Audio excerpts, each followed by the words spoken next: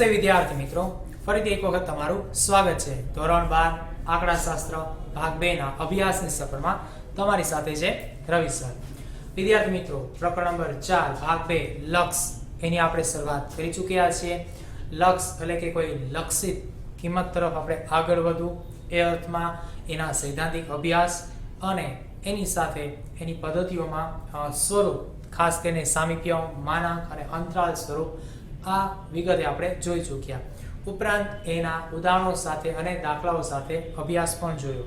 તો હવે તમને લક્ષ જે છે એના માટે પારિભાષિક શબ્દ, થોડાક સૈદ્ધાંતિક પદ એ વસ્તુ યાદ હશે, જેમાં વાસ્તવિક સંખ્યા, વાસ્તવિક બિંદુઓવાળી વાસ્તવિક રેખા, અંતરાલ, અંતરાલની અંદર સંવૃત અંતરાલ, વિવૃત અંતરાલ, સંવૃત વિવૃત અને વિવૃત સંવૃત અંતરાલ વગેરેના પ્રકારો છે.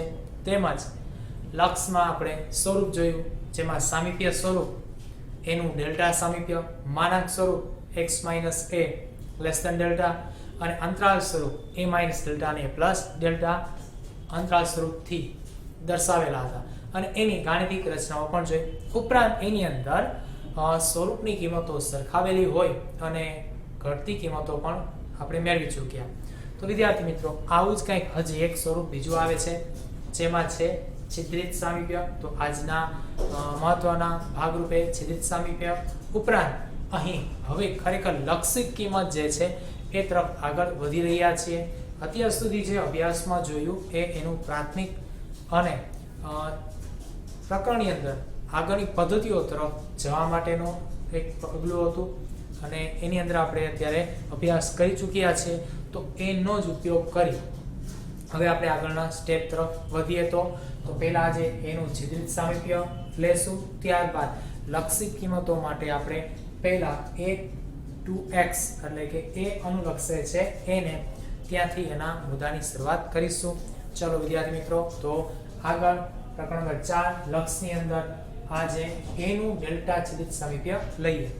તો એનું છિદ્રિત ડેલ્ટા સામીપ્ય એનો મતલબ શું થશે, ત્યાંથી જ આપણે એની શરૂઆત કરીશું. પહેલા એનું ડેલ્ટા સામીપ્ય એને તમે ઓળખો છો. હવે વધુ પડતી એક વસ્તુ ઉમેરાની, છિદ્રિત સામીપ્ય આવી, બરોબર છે. તો એનું ડેલ્ટા છિદ્રિત સામીપ્ય શું છે જોઈએ. જો a belongs to r, રાબેતા મુજબ આ પ્રકરણમાં જે પણ સંખ્યાઓ લઈશું એના માટે ચલની કોઈ ધારણા થશે તો એ બધી જ સંખ્યાઓ વાસ્તવિક સંખ્યાઓ પૈકી હશે. એટલા માટે a belongs to r, તો દરેક ચલ તમારો એ ધારણા તરીકે વાસ્તવિક સંખ્યા r માંથી કિંમત ધારણ કરે છે. અને ડેલ્ટા, તો ડેલ્ટા તમે જોયું હતું કે કોઈ ચોક્કસ કિંમત જે છે એને મેળવવા માટે તમે વાસ્તવિક સંખ્યા પસંદ કરો છો, એ સમૂહ એનો અંતરાલ જે વિવૃત અંતરાલ છે એના માટે આપણે ડેલ્ટા કિંમત લીધેલી છે. તો a belongs to r અને ડેલ્ટા એ અનનોન વાસ્તવિક સંખ્યા હોય તો ચલો આ શરત તો અહીં લાગુ પડશે જ.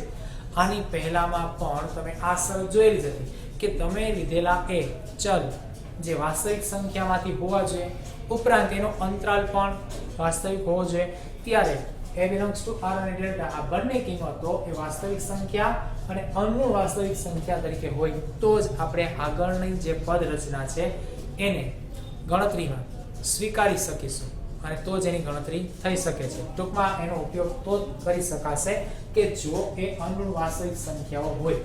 હવે આગળ વિવૃત અંતરાલ a - ડેલ્ટા અને a પ્લસ ડેલ્ટા, એને તો તમે ઓળખો છો. વિવૃત અંતરાલ જે છે એમાં તમારી કિંમત a જે છે એમાં ઘટતી કિંમત ડેલ્ટા વિસ્તાર સુધીની અને વધતી કિંમત એ પણ ડેલ્ટાના વિસ્તાર સુધીની હોય, ત્યારે a - ડેલ્ટા અને a પ્લસ ડેલ્ટા અંતરાલ જોઈ ગયા હતા. તો અહીંયા અંતરાલ a - ડેલ્ટા અને a પ્લસ ડેલ્ટા માંથી તમે ચોક્કસ ધારેલી કિંમત જે છે એ સભ્ય ગણ a એટલે કે ગણ a ને તમે શું કરો, બાદ કરો. તો આ વિવૃત અંતરાલમાંથી તમારી ચલિત કિંમતો જે છે એનો ગણ એટલે કે જે તમારી પરિણામરૂપી કિંમત ધારેલી છે એ ગણ a ને બાદ કરો તો એને એનું છિદ્રિત ડેલ્ટા સામીપ્ય કહેવાશે. કહેવાનો મતલબ એવો કે વિવૃત અંતરાલ પૈકી તમારી કિંમત જે છે બાદ કરવામાં આવે, બાદ લેવામાં આવે તો હવે એને આપણે એનું છિદ્રિત ડેલ્ટા સામીપ્યથી ઓળખીશું.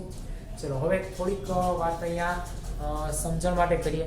ઘણીવાર આપણે કોઈ નામ ચોક્કસ કે કોઈ પદ્ધતિ, કોઈ ઘટના, બનાવ સીધી આપણને યાદ નથી રહેતી, બરોબર? કારણ તો કે અટપટું હોય થોડું. પરંતુ ક્યારેક નામ હોય તો એને આપણે ક્યાંય ખાસ ઊંડાણપૂર્વકના અભ્યાસમાં લઈ જતા નથી, કારણ એને યાદ જ રાખવાનું હોય. એની પાછળ બનેલી ઘટના એ આખું નામથી ઓળખાતી હોય. જેમ કે ભાઈ અકસ્માત, તો અકસ્માત શબ્દ એને તમે દરેક વખતે કંઈ વિવરણ કરવા નહીં જાઓ. અકસ્માત એટલે શું ખ્યાલ છે, તો એ અર્થમાં તમે શું કરો છો, એ ઘટનાને તમે ધારી શકો છો કે ભાઈ કઈ પણ બાબત એવી બનેલી હશે કે જેમાં અજુગતું હોય, અથડાણું હોય, આંતૂર થઈ હોય, નુકસાન થયું હોય, તો આકસ્મિકતા, અકસ્માત એવું આપણે નામ આપી દીધું છે, બરોબર? તો એ જ રીતે અહીં છિદ્રિત સામીપ્ય એવું નામ આપેલું છે. શેને નામ આપેલું છે, તો કે એક નાનકડી પ્રક્રિયાને. કઈ પ્રક્રિયાને? તો આપણે જે વિવૃત અંતરાલ વાળી આગળ જોયેલી હતી એ જ, કે જે વિવૃત અંતરાલ હતો એમાંથી હવે તમે તમારા એને શું કરો છો, બાદ કરો છો. તો એની કિંમતો જે બાદ થાય છે એ સ્વરૂપને તમે શું નામ આપો? અહીંયા તો આપણે ખાસ ગણતરી કરવી છે, ગણતરીને એક પદ્ધતિ આપી છે, તો પદ્ધતિમાં ચોક્કસ આપણે મુદ્દાઓ લઈએ છીએ તો એને નામથી ઓળખવા પડશે, નહીતર એમનો મુદ્દાઓ જે છે, બરોબર, એ નામ વગર એને તારવી નહીં શકાય અથવા એને બોલાવી નહીં શકાય કે એને સમજી નહીં શકાય, બરોબર કે નહીં? જેમ કે આપણે છે માનવ જાતિ તરીકે રહીએ છીએ પૃથ્વી ઉપર, પણ આપણે જ એકબીજાને ઓળખવા માટે શું કરીએ છીએ, નામનું લક્ષણ આપેલું છે, એકબીજાને અલગ અલગ નામ છે, તેનાથી આપણે એને ઓળખી શકીએ છીએ. તો એ જ રીતે અહીં પદ્ધતિમાં સામીપ્ય જોયું તો સામીપ્ય ભાઈ અહીંયા અલગ રીતે રજૂ થયું.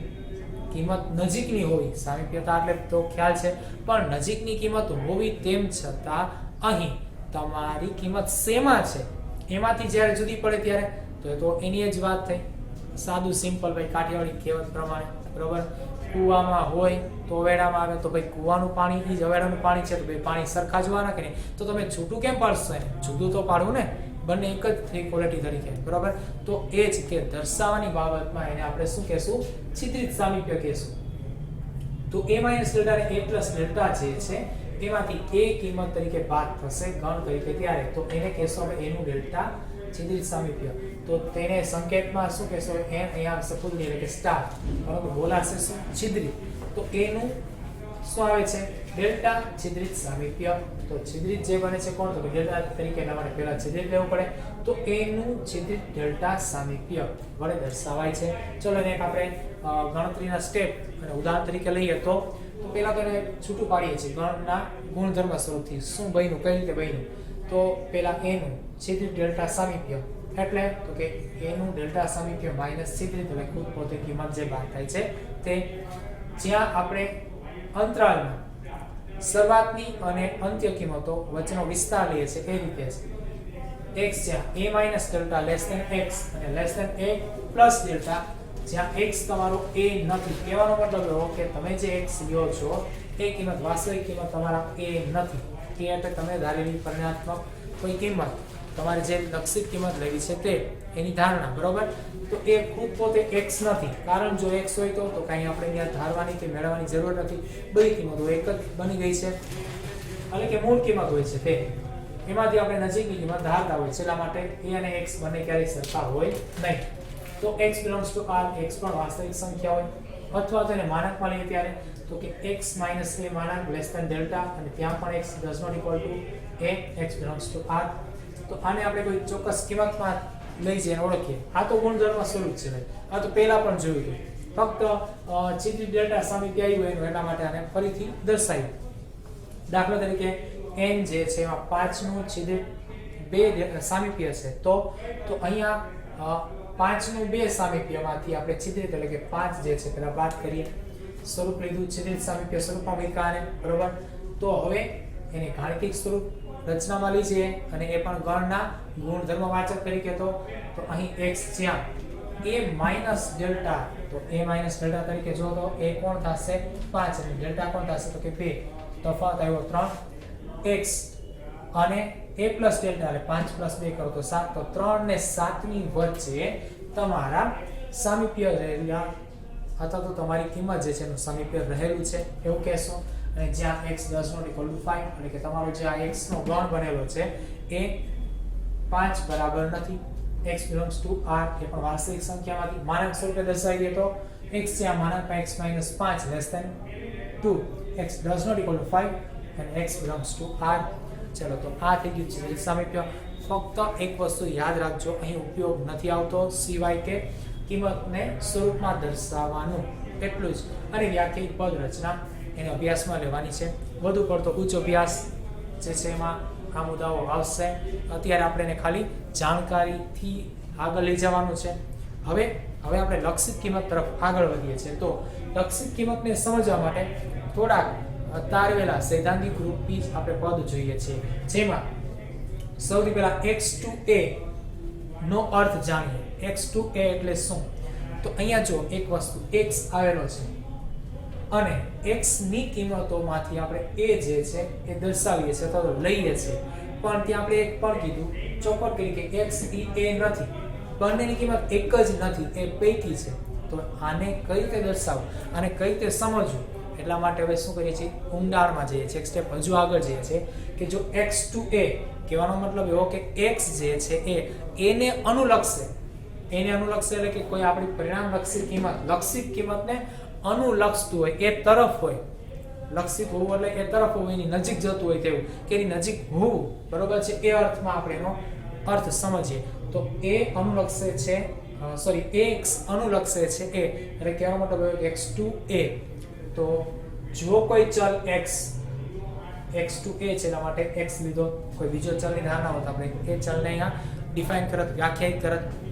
તો ચલ x ની કિંમત ઘટાડતા કે વધારતા, x ની કિંમત ઘટાડતા કે વધારતા એટલે તો કે x પેલા કોઈ વાસ્તવિક સંખ્યાનો ગણ હોય કે વાસ્તવિક સંખ્યા હોય, તો એ સંખ્યા એ કિંમતની અંદર આપણે ચોક્કસ માત્રા સુધી અને ચોક્કસ કિંમતોનો ઘટાડો કરીએ કે વધારો કરીએ, તો આવી વધતી કે ઘટતી કિંમત, બરાબર, એ કોઈ એક ચોક્કસ સંખ્યા એની નજીક હોય. ચલો હવે અહીંયા સૈદ્ધાંતિક વાત છે, હવે થોડુંક વ્યાખ્યાયિત પદ રચના જેવું હશે, પણ એને પહેલા સમજતા જે સાદી ભાષામાં, તમે કોઈ એક કિંમત જે છે એની ધારણા કરો, કોઈ એક કિંમત લેશો, તો આ કિંમત કઈ, તો કે જ્યાં તમારે પરિણામ જોઈએ છે એવી. હવે આ જ્યાં પરિણામ એટલે શું, તો યાદ કરો, તમને પહેલા કીધું હતું કે કોઈ ચોક્કસ ઉદાહરણો તમારા મગજમાં રાખવા જ.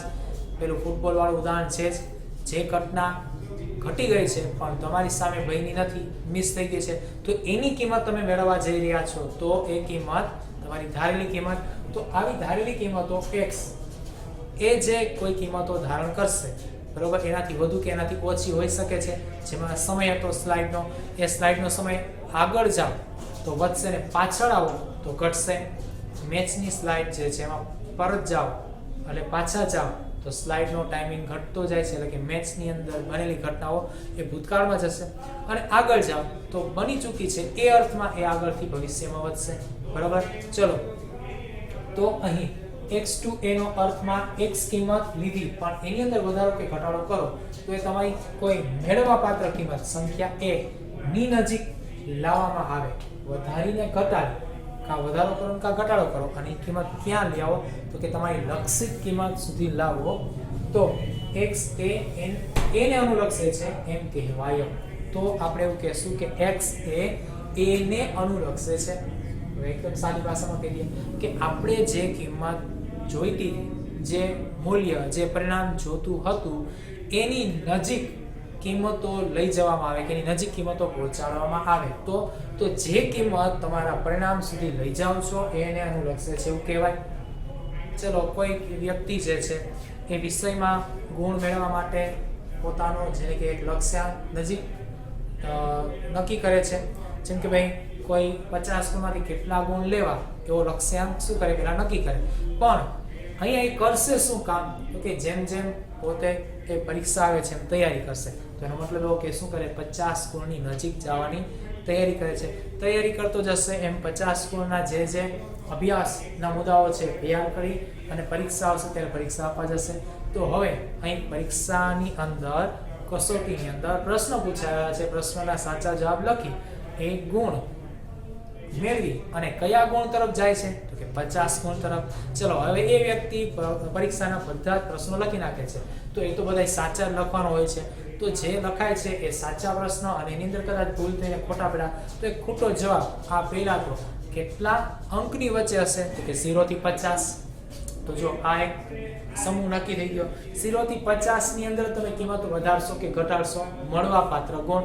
મળવાપાત્ર ગુણ એ આપણા લક્ષિત હોય છે, એને આપણે લક્ષ બનાવેલું હોય છે, બરોબર છે. તો એ લક્ષિત સંખ્યા તમારી ક્યાં હશે? તો કે ભાઈ પેલા 0 થી 50 ની અંદર. અને 0 થી 50 ગુણની અંદર મળવાપાત્ર જે ગુણ છે, બરોબર, એ ગુણ તરફ તમને કોણ લઈ જતું હશે, એની નજીક કોણ પહોંચાડતું હશે? તો કે આપણે ધારેલો લક્ષ, આપણે ધારેલું પરિણામ. 50 માંથી મારે 50 જ જોઈએ, 50 માંથી 49, 50 માંથી 42, 50 માંથી 48. તો આ બધી ધારેલી કિંમતો, એ કિંમતો સુધી શું થતું હોય છે? તમે પહોંચતા હોય છે, લઈ જતા હોય છે. તો એની નજીક આવતી કિંમતો, તો જો તો ભાઈ 42 ધારે હોય તો 42 નજીક લાવતી કિંમતો, તો કે ભાઈ 40, 39, 38, બરાબર. પણ ઉપર પણ જઈ શકાય, 42 થી વધુ પણ ગુણ હોય છે ને, તો એમાં તો ભાઈ 43, 44, 45, આ બધી કિંમતો એની લક્ષિત કિંમતો થશે, એની નજીકની કિંમતો થશે, અને એ તમારા ટાર્ગેટને અનુસરતી હશે એવું કહેશું. તો એ જ રીતે x to a એટલે x એ લક્ષિત કિંમત એને અનુલક્ષે છે એવું કહેવાશે. જ્યારે આગળ અહીં એક વસ્તુની નોંધ કરીએ, x to a એટલે x એ એને અનુલક્ષે છે એટલે x ની કિંમત એની ખૂબ જ નજીક છે એવું કહેશું. પરંતુ x does not equal to a, ચલો x does not equal to a એટલે x ક્યારે એ ખુદ પોતે a બનશે નહીં. તો જો આપણે જે ઉદાહરણ લીધું તેમાં લક્ષિત કિંમત મળવા પાત્ર બાબતે લીધું હતું, ત્યાં તમે જે માર્ક મેળવો છો અને તમે જે ધ્યેય નક્કી કર્યું તો એ જ મળે તો અહીંયા x equal to a થઈ જાય, તો એને લક્ષિત કહેશું નહીં, બરોબર. લક્ષિત એટલે શું? ફક્ત એને અનુસરો, ત્યાં સુધી જાઓ, ખૂબ જ નજીક રહેવું, બરોબર. ચલો, તો એ જ વાત ફક્ત ઉદાહરણ પૂરતી રહેશે, બરોબર છે. મળવાપાત્ર કિંમતોમાંથી આ મૂલ્ય હશે, એને આપણે એક નાનકડી રેખા દ્વારા સમજીએ. જેમ કે ભાઈ હું એક કોઈ કિંમત 1 લઉં છું અને 1 સુધી પહોંચવા માટે ચલ x જે x to a છે, બરોબર. તો ચલ x એ a સુધી પહોંચવા, a સુધી એટલે a માટે મેં કઈ કિંમત ધારી? 1. તો એક કિંમત જે હું ધારું છું ત્યાં સુધી પહોંચવા માટે પોતાની કિંમતમાં શું કરે છે ભાઈ? ઘટાડો કે વધારો, ઘટતા કે વધતા, કઈ દિશા તરફ જશે? તો કે એક તરફ, એટલે a સુધી જાય, એની નજીક જાય. તો જો અહીંયા એક કિંમત એની ડાબી બાજુએ અને આની જમણી બાજુએ બે બાજુ છે, એમાંથી x ની કિંમતો લઈએ તો x ની કિંમત 1 ને ડાબી બાજુથી અનુલક્ષે. ડાબી બાજુથી અનુલક્ષે એટલે તો કે એક સંખ્યા રેખા છે, એટલે એમાં મેં 1 મૂકેલા છે.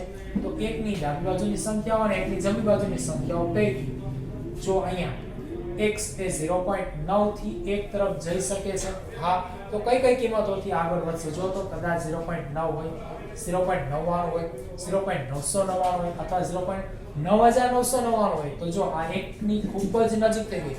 ચલો, આ બધી કિંમતો 1 ની નજીક છે, પણ આ તો ખૂબ જ નજીક છે. તો એનો મતલબ એવો થયો કે અહીંયા જે છે 0.9999 એ ખૂબ જ નજીક છે. તો જો કિંમતો ઘટાડતા એટલે 1 કરતા ઓછી કિંમતમાં આપણે શું કર્યું? x ની કિંમત તપાસી તો 1 ને અનુલક્ષે છે એવું કહેશું. હા, 1 નથી, પણ જો આમાં એકની કિંમત 1 નથી. x does not equal to a, x to a, but x does not equal to a, એટલે કે 1 નથી. આમાંથી એક પણ કિંમત જે છે એ 1 થી દૂર નથી, પણ 1 પણ નથી. તો અહીંયા આ બધી કિંમતો 1 તરફ છે, 1 ની નજીક છે એવું કહેશું. તો એ જ રીતે જમણી બાજુ જો તો ભાઈ અહીંયા કિંમતો શું થઈ? તો કે વધેલી છે. જો આ 1 હતા, બરાબર. આ 1 જે છે એનાથી વધતી કિંમતોમાં આપણે આગળ જઈએ તો અત્યારે 1 પછી તો કે 1.001, 1.001, 1.01 અને 1.1 આ બધી કિંમતો વધતી કિંમત છે.